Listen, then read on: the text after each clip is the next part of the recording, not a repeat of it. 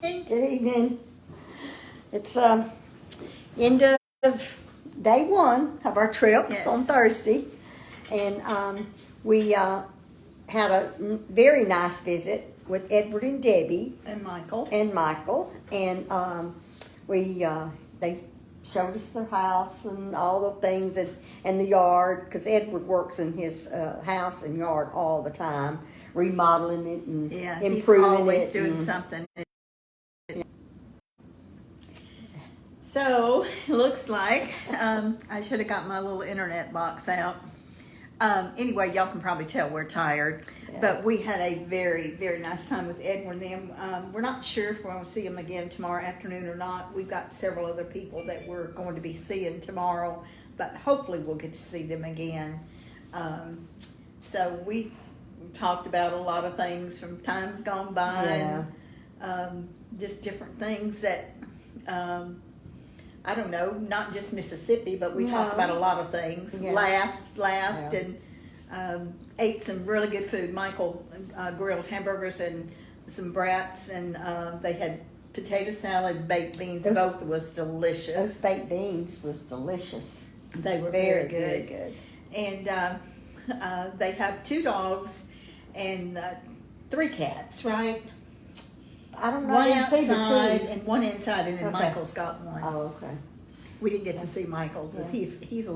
He's a new member to the family, so Yeah. he was not quite up to seeing company.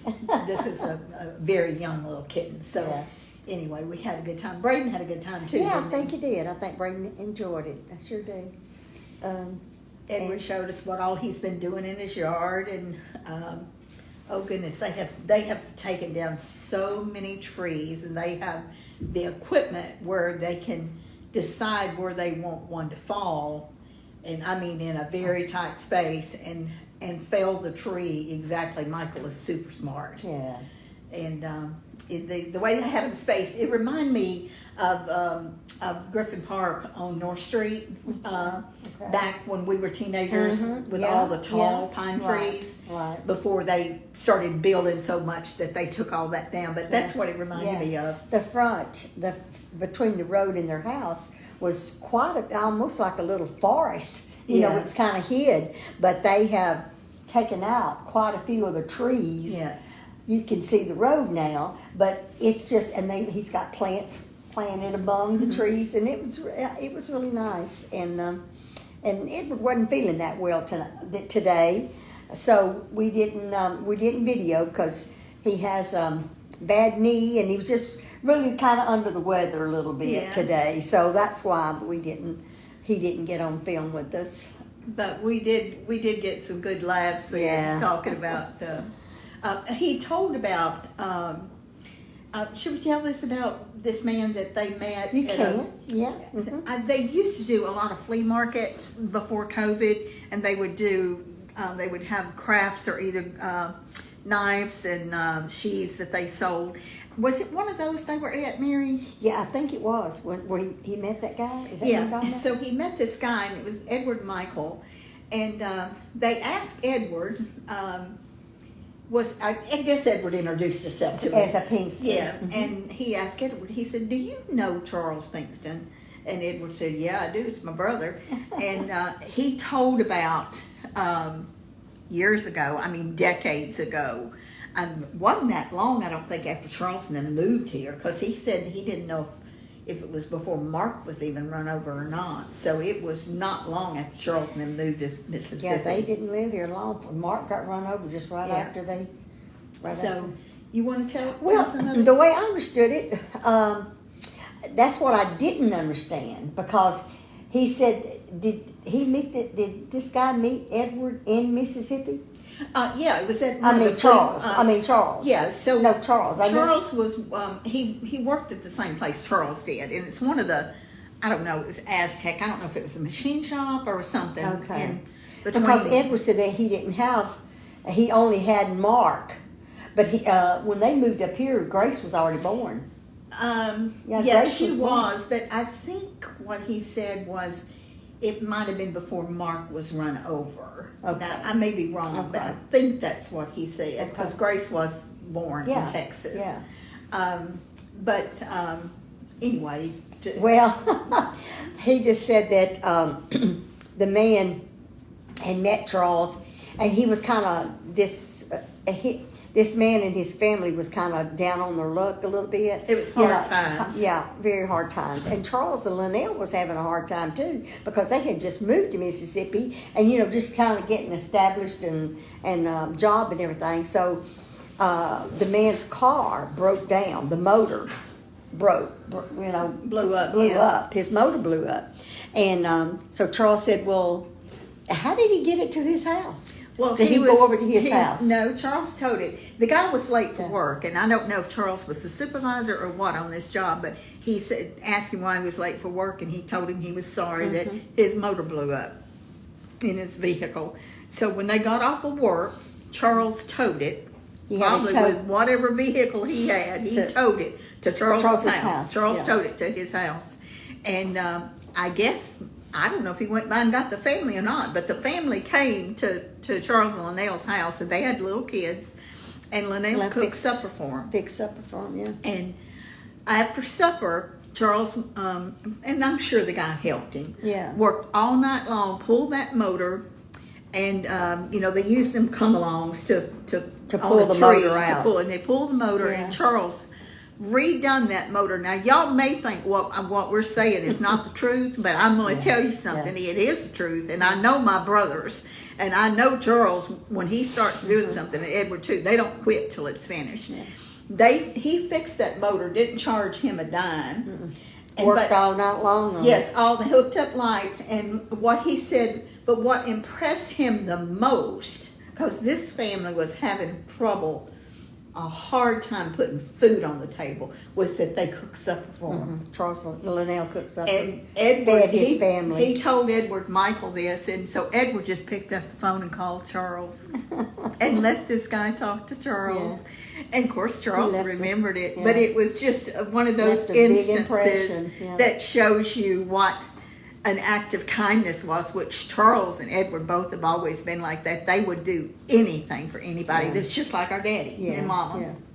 And it was just something that really was amazing that decades later that they ran into this man. And all this time, probably he never forgot that, what Charles did and Linnell did for him. You never know whenever you do an act of kindness, how that, what an impression is going to leave on that person for the rest of their life. And sometimes it may be a turning point in somebody's life, whether or not they go and they take the high road or whether or not they take the low road. Right. And this guy, it really did do something for him. And Edward was, he gave somebody a gum machine one time, years ago.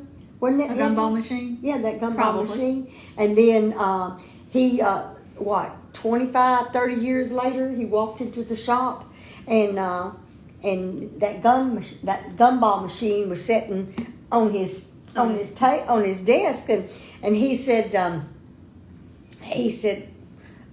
he asked him, he said, "Where's the gumball machine?" And he said, "I went into a shop a long time ago and I bought this from somebody that was selling them," and Edward picked it up, and Edward had his name on it. It was one that he had made years and years ago, and he said his grandkids just loved it. We have to show that gumball machine sometimes to y'all. Edward makes one with me. There's 2 or 3 little things that they make that are absolutely amazing, but that would have to be Edward's call, whether or not he wanted us to show it or not. Yeah, because he invented that. Yeah. He invented that gumball machine. And there have been people copy him since then, but our brother is the one that made it. Yeah. And back before we ever had Michael. He's 53 years old. Yeah. Decades ago. Yeah. And Edward said, of course, Mississippi, the first summer that we were here, it rained every single day. There could not be a cloud in the sky. And before the day was over, it would come up a storm. And it rained. Mm-hmm. And this afternoon, Edward told us, he said, "Well, it's about time for it to rain." He said, and it didn't look like it. Yeah. and we stayed Yeah, we quite a stayed, while. yeah. And so right before we started leaving, it started thundering. It sure did. By the time we got on 25, they're about 3 miles off of 25. And by the time we got on 25, it was raining. I mean, it was raining hard. And rained pretty hard for several miles. And it slacked up and it started again. It did that off and on until we got to Pearl, to our hotel. And we got to our hotel. And I knew you was gonna tell I'll have that. to tell on myself. Mary, we take turns making reservations in our name because we get hotel points for it. So this was Mary's turn. So she went on in, and I told them to go on in. I'd get my stuff out. So everybody was inside, and just as I was fixing to go in the door, here comes Braden and Linda out the door, and Braden just blurts out. Now this is after 7 o'clock, right? It was 20 minutes to 8. Check-in time is 3 o'clock, and that's really. I mean, I've checked in hotels at 9 o'clock in the morning before, and lots of times when I was traveling, I would be driving and I'd get somewhere early, and I would just call them and tell them, you know, is the room ready? And if it was ready, they always let me check in. So to get somewhere at 7:30, 7:45, and then so Linda and Braden walked out the door, and he said, the rooms aren't ready. And I said, are you freaking kidding me? And Linda was like, I was trying to break it to you easy. We walked in and they were not ready. The rooms Because weren't we ready. had 2 rooms, yeah. We had 2 rooms reserved, and we didn't wait long. This is a fairly new hotel. Yeah, it is Residence a new hotel. Inn, yeah. But One of the rooms still ain't ready. they had one of them ready, and would you believe the other one is still not ready, and it is 5 minutes till 9. Yeah. And I'm not going to be ugly, but they better hope they don't send me a survey. I'll get the survey. She'll get it, I won't, but I'm going to tell her what to say. Are you satisfied with your hotel stay? No, Yeah. I'm not. Oh, I know, you know, the girls are a little bit easier on things like this than I am, but I understand that, you know, things happen, but that's a little bit ridiculous. It's a little bit We're late. tired. We're old Yeah. women. We're tired. Carla's on her last leg, and everybody's tired, and we need to get our room so we can. So we're all holed up in here until they get the other room ready. But anyway, you know, we were talking about on the way down here. You know, I hope that I've shown. We're talking about mercy, and then I hope that I've shown enough mercy so when I need it, that mercy can be shown to me. So maybe I was preaching to myself. Well, hopefully what they say before we got on They video. said 5 or 10 they- minutes, 2 hours ago, Yeah, or I 2 know, hours ago, I or know. an hour and a half ago. I know. But anyway, I'm sure it'll be ready sooner or later. Yeah. I think Braden said he thought this room is big enough for all of us, but trust me, it's not. We got 2 beds and 1 couch and 5 people. That ain't enough room. One bathroom. Yeah, that's a lot of the reason why we have to is because of the bathroom. We need an extra bathroom. So tomorrow, what we got planned tomorrow? Well, we're meeting someone for lunch tomorrow. Well, first of all, we're going to the cemetery. Oh, that's right. That's right. We go in the cemetery in the morning and put some flowers on Sister Jean Holland's grave. Yes. And then we're meeting a friend for lunch.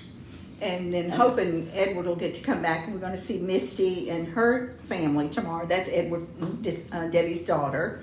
So we're going to see them tomorrow.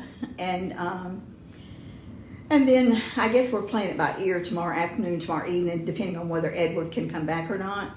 And then Saturday, we're meeting some friends for breakfast before we head back to Texas. Yeah. So, Just actually a quick trip. yeah, A I quick know we trip up always here. think, well, I should have stayed longer. You know, everybody is busy and they have their own lives, and but it certainly was nice visiting with our. We had a real With nice our visit family, because we did. usually when Edward and Debbie comes to the house at Christmas, we have so many people, you know, there until you really you don't get to visit as much with each individual. So we were talking that maybe we can meet somewhere before Christmas, and all four of us, actually all four of us kids, siblings and their spouses can come. So we might do that. I don't want it to stop them from coming Christmas. Right. So No. I'm not sure if we'll be able to work that or not. But anyway, it's getting where it's just we have just as much fun sitting around talking We do. than we have getting out and doing something. Usually in the past, when we go somewhere and on our trips, I mean, we go shopping, we go just stay on the go and go and go and go and go. And now it's just about as much fun just to sit and talk. It is. It's so much. It's just comfort being together. Yeah. You just get a really warm feeling being with your siblings. And there's so many things that we could talk about. Some of it we talked about on the way down here. And Edward was, he was talking about girls that were, Edward was always, he always liked the girls, and he'd get engaged to almost everyone he met. And he literally He did. was a ladies' man, I'll tell you. He did. He would when he was in high school, if he didn't do his homework or something, first thing he did when he'd go in the room, he'd start telling the teacher what a beautiful dress she had on. What do you want, Edward? Well, he used to spend his knew it. paycheck when he worked on buying jewelry for girls and giving to them. And what'd you say? He would call Linda and ask her for enough gas money to get to It work. wasn't jewelry What was because we were, we didn't wear jewelry. I know he didn't, but I thought that's what you said. No, gifts. He would buy okay. gifts. So we were trying to, and we didn't go downtown Jackson, y'all. They cautioned us very much about not to being careful where we were at. So we didn't, but we were definitely reminiscing about it earlier today. And there was a McRae's there was two McRae's in downtown Jackson, and that's just unbelievable, Yeah, isn't it? I know. They have two The big- department stores, yeah. like 3 blocks apart, one on one side of the East It was Capitol, right? It was a nice store, And one too. on the other side of East Capitol. Well, right across the one that was near State Street, for those of you that are familiar with Jackson, you know what I'm talking about. The one near State Street, right across from it, they were both on the corner, and right across from it was the Emporium. Mm-hmm. Now, this was a department store. It wasn't a drugstore. It was a fancy department store. Think something like Neiman Marcus or Dillard's or Von Meyer. It was a really nice department store. So Edward would get paid. He would go over there, and he bought me stuff all the time. I wish that I had the 2 items that I loved, my favorite items that he bought me. He bought me a white umbrella that was absolutely beautiful, and he bought me a leather purse that had the latch on it was ivory. And he would buy stuff and give it to Debbie or whoever he was dating at that time. I don't think he dated many girls after him and Debbie No, started I dating. don't think he did either.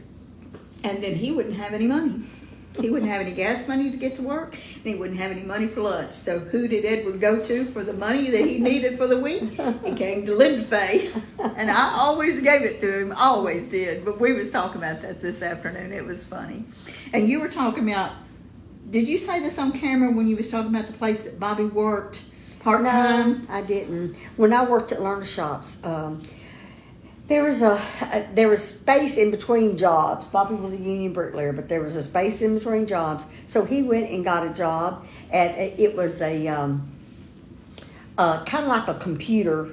They worked on typewriters and stuff like that, but that was before computers were big. But that's basically what it was, is they was worked on typewriters, and he got that job.